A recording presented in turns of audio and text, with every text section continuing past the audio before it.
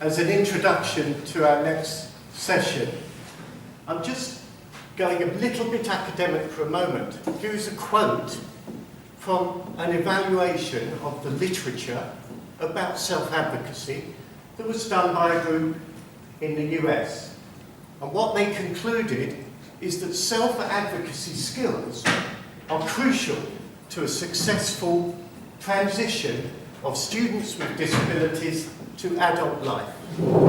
In other words, we as teachers and supporters must teach self-advocacy to our learners if we want them to genuinely live as independent adults in our communities. Those skills do not come naturally. If I've grown up being supported, with people talking for me, with people doing things to me, I don't naturally speak up for myself and take control. I need to be encouraged and guided and taught some methods to learn how to become empowered. And usefully, the same piece of article talks about a pathway to self-advocacy. And here it is, well, if I can just make it work. I think I need my glasses.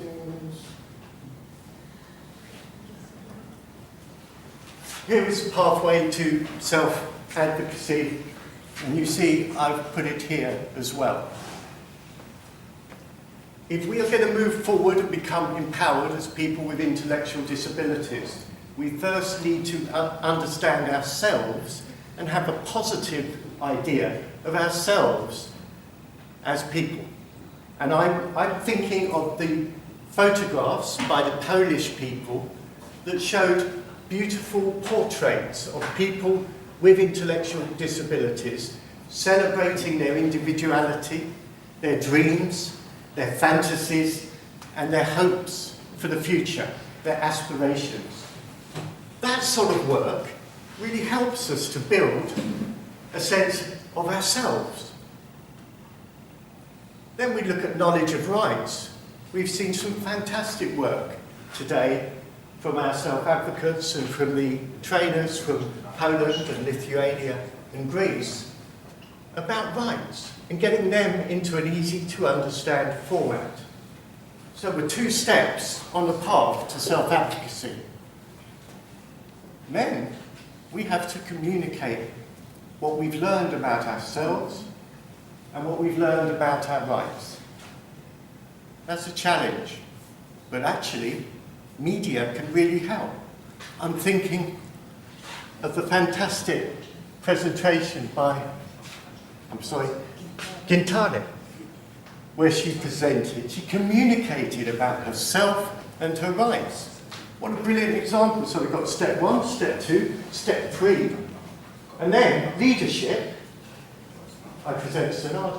What a fantastic example of self-advocacy that's gone all the way to leadership.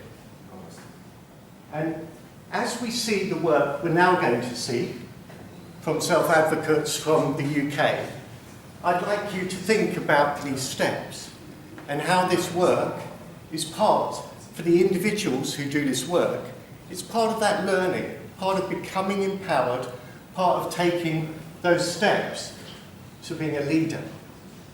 I think all of our self-advocates today are leaders. They're here, they're teaching us, and they're training, just like the trainers that work with Sonada in her own country to explain easy to read to people and to train people in that. And the idea that people with ID become leaders. What do they lead? Firstly, they lead their own lives.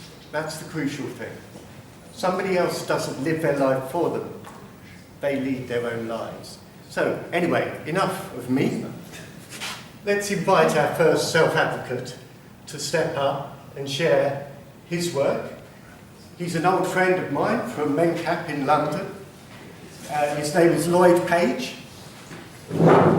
He's toured the world explaining his work in easy to read and his work as a self-advocate. and he's a very valued member of the team of the largest disability organisation in the UK, MenCap. Thanks, Andy.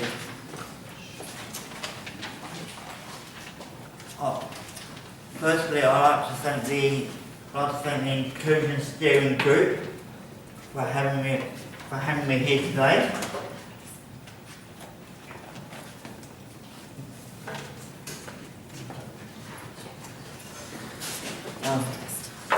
First of all, my name is Lloyd. I represent the UK at MenCap in London, and I've been there for a total of 23 years. And I really, really enjoy it. The first thing I'm going to show you is a video that we did inside our organisation to make sure that everyone understands our strategy. Strategy is a hard word to understand, so we called it our big plan.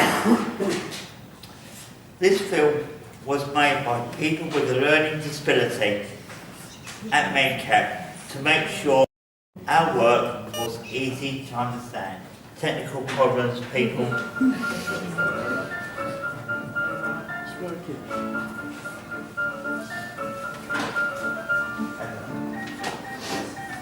That's another one of our colleagues, Ellen.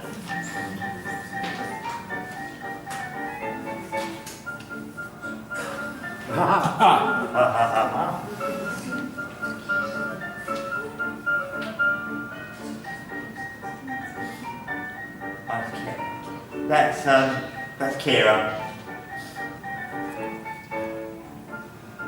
Oh, that's Josie.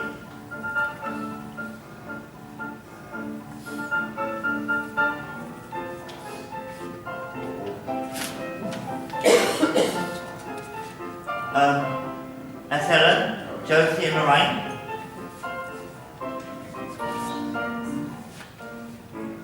That's Liz. This is Verda. And that's Steve Mulligan.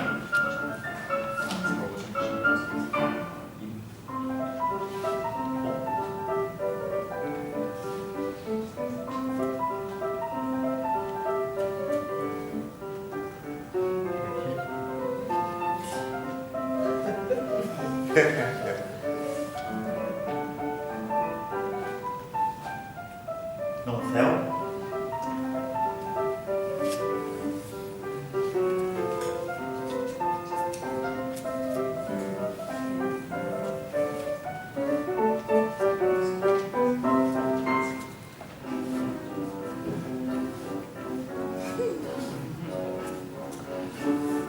Didn't know he was going to show that.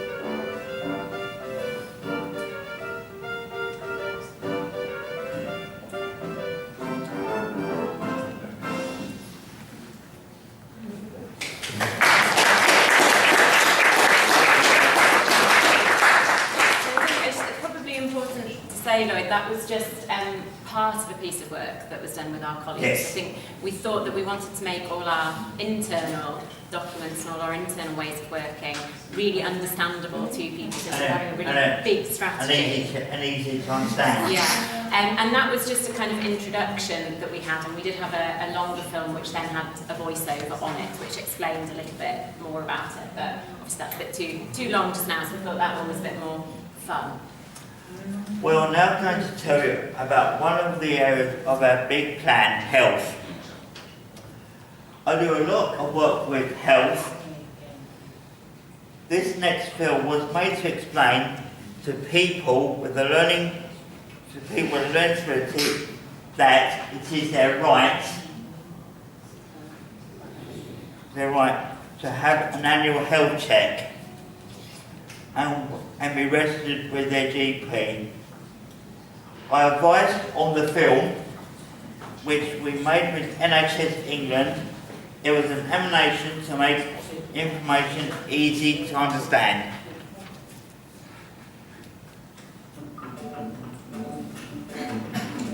Isn't it annoying when you make a sound of something everyone else is enjoying?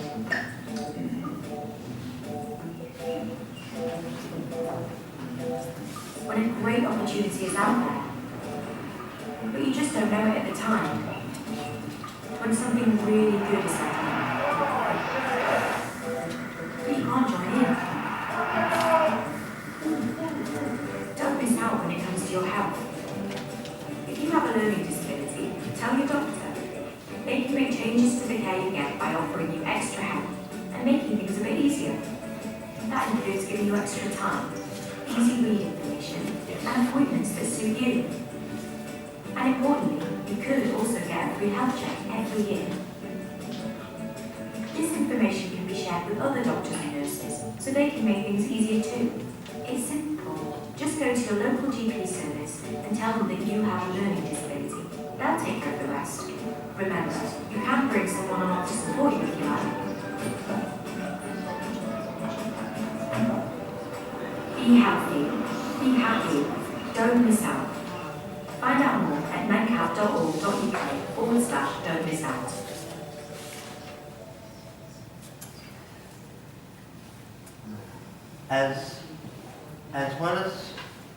As well as my work with MenCap on health, I write books with pictures instead of words to help people understand how to go to the dentist and the doctor.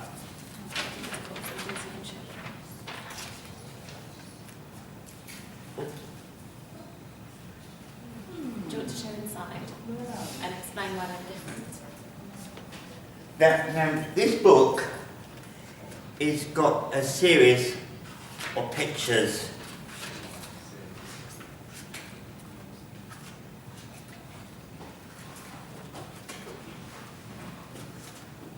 Like this one, going to see the receptionist at the doctor's, at the dentist surgery. And the dentist is having his teeth checked. So this is my second book after 10 years, and I really enjoyed writing it.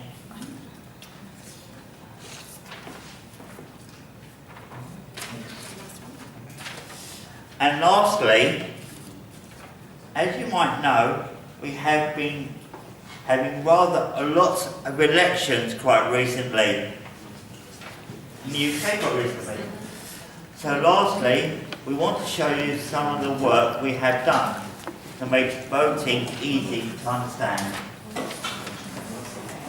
And we have a few things. So, a couple of things we wanted to show you. We've got one last film, which we probably don't have time to play all of it, do we? But we thought we'd just show you a few things that Lloyd and our other colleagues have been working on. So this is a easy-to-read manifesto for one of our political parties.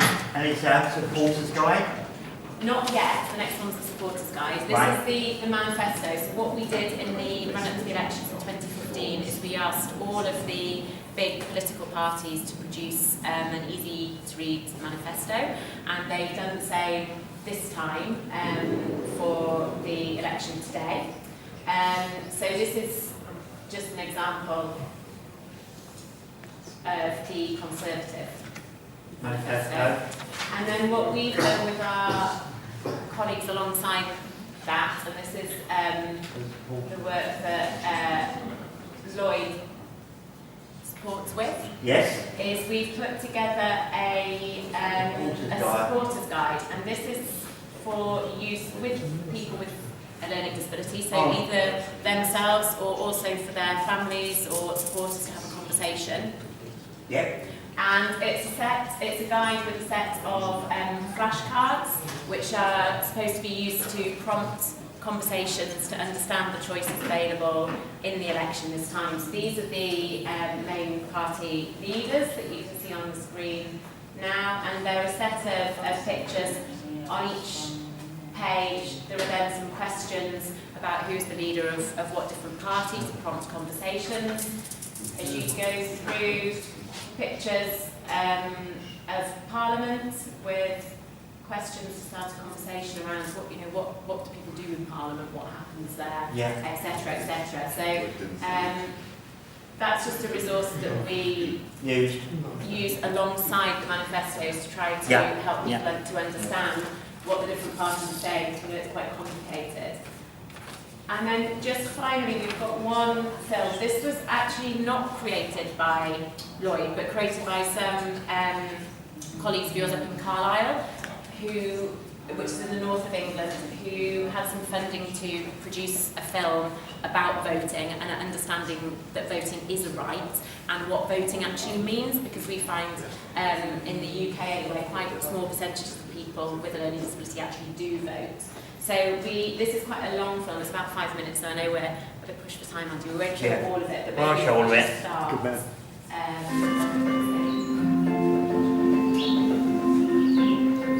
Voting, hear my voice. This is burning Emma a boy. They don't know it yet, but they are about to make a big difference to the future of their country.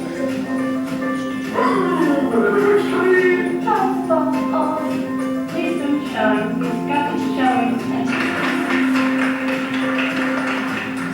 Who will you vote for in the next election? You have the right to vote for who will win your country or local area, but you don't have to vote. It is your choice. Have you voted before? Would you like to vote? Great. To be able to vote, you must be 18 or older, and you need to register. You can apply online. You can register by post. You can contact your local election office who will send you a registration form.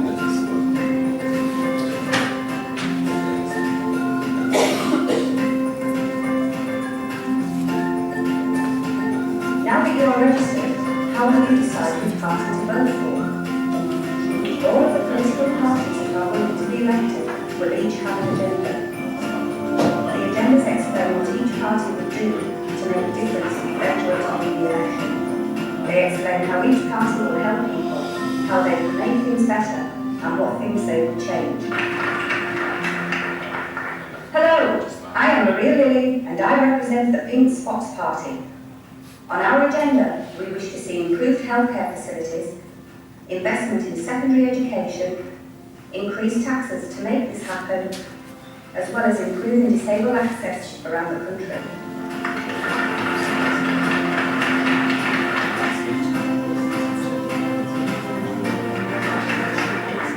Hello, I am Peter Stanley, representing the Zigzag Party. On our agenda, we want to see improved healthcare facilities, investment in secondary education, increased taxes, and focusing on environmental issues.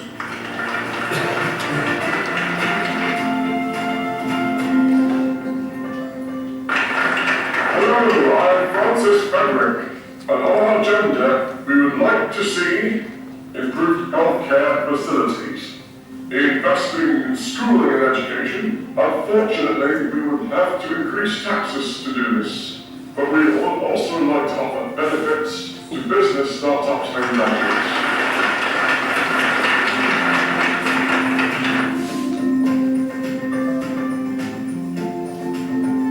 Bernie has chosen to vote for the Pink Spots Party because he would like to see more disabled access. Emma has chosen the Zigzag Party because she thinks that more can be done to care for the environment. Gordon is going to vote for the Stripes Party because he thinks they would be able to help him start his own business after university. There are 3 ways you can now make your vote: at a polling station, by post, or by proxy.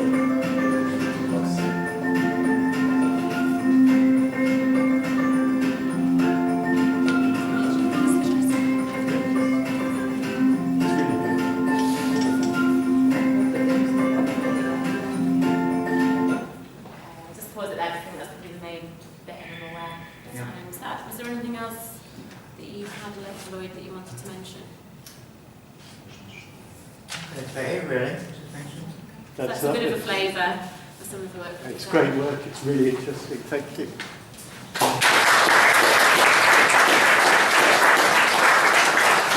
Over to John Crehan, who works with ACE in Scotland.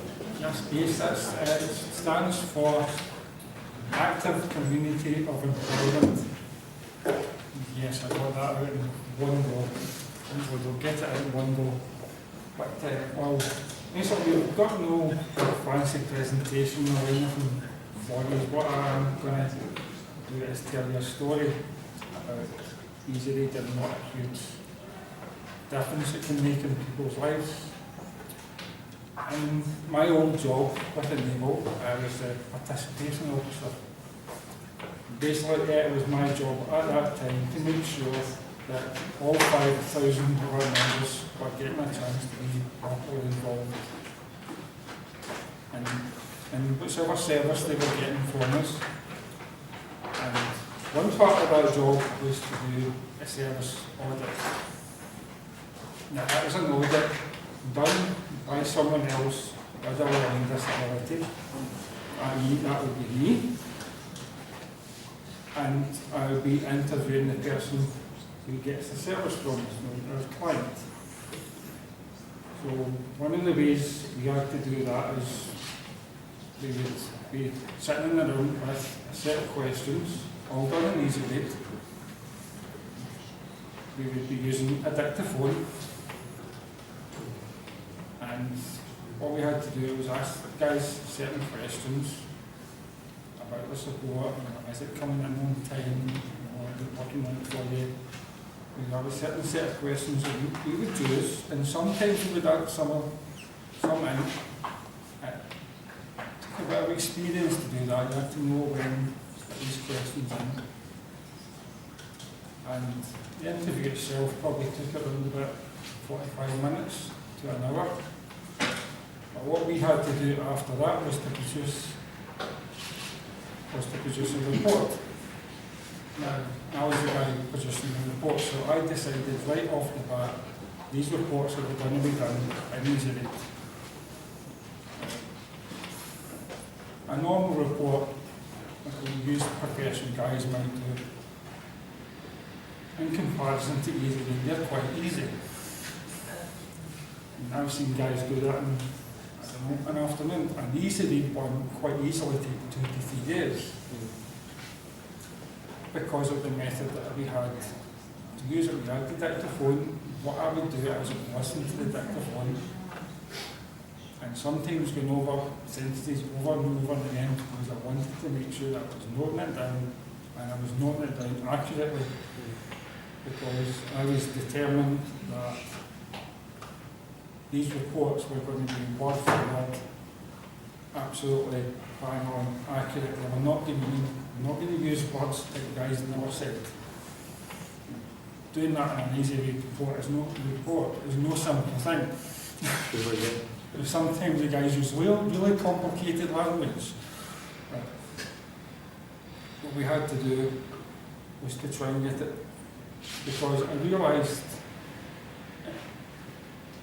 these guys get so many different reports done on them, and quite often don't get to see them, and they make quite a big difference, because regional managers are seeing them and directors. And I've heard of instances where the reports have been wrong and it's been disastrous for the person who's getting support. And I heard of one story where a person had got on the wrong bus one day and ended up in the wrong place. I don't know where the place was, but then it was decided after that, because that report was seen, that person was no longer able to use the bus. Which wasn't quite true. All you did one day was got on the wrong bus. And many of you guys have did that. And realised, got on a bus and realised, oh, I'm in the wrong one. Easy for you to deal with, not so easy for a guy with a learning disability to deal with, because it was put down in these reports. And social workers see it and get harmed. So I decided we were not going to be doing that. I decided that there was only going to be like three reports that were all going to be the same, and the same, like only 3 of them were going to be in existence. I would have one just to look back on, which I would not keep, maybe only keep for 2 or 3 months, and then it would get deleted.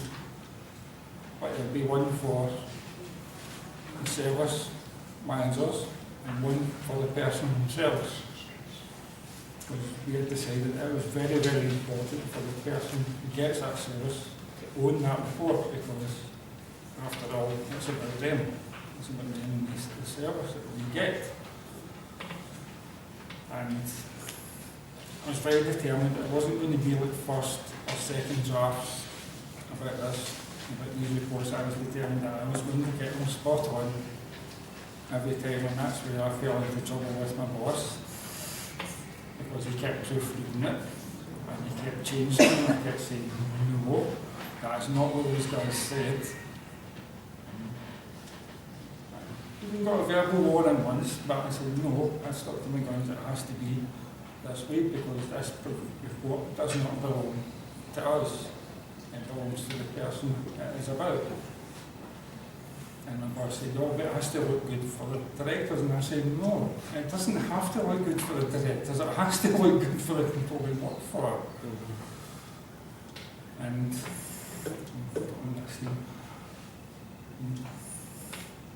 we've done about 3 of them now, and they've worked pretty well, and I've decided that I'm going to expand on them a little bit now. I'm going to start using Macintosh.